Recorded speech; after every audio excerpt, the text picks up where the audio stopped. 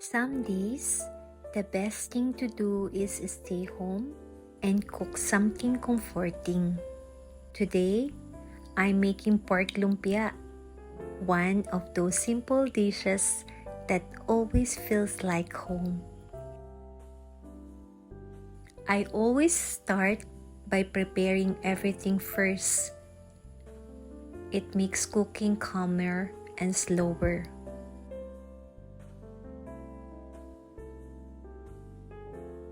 I start by sautéing garlic, onion, and carrots.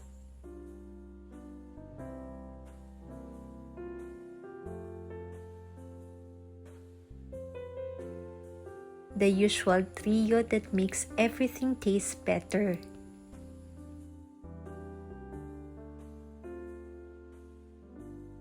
Then, I add the ground pork.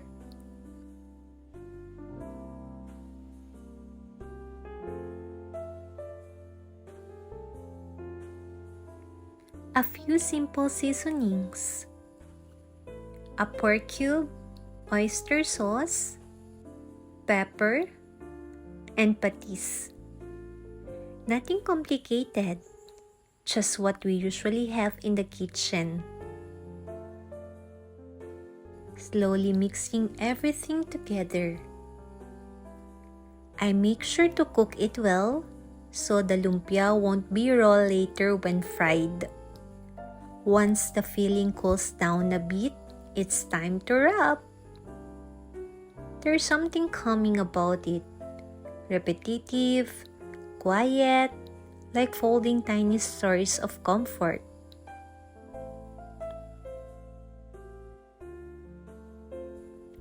Then into the pan they go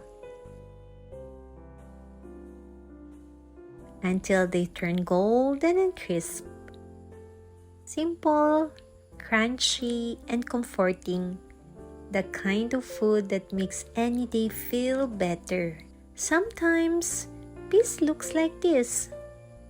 Warm food, quiet kitchen, and family nearby. Thank you for cooking with me.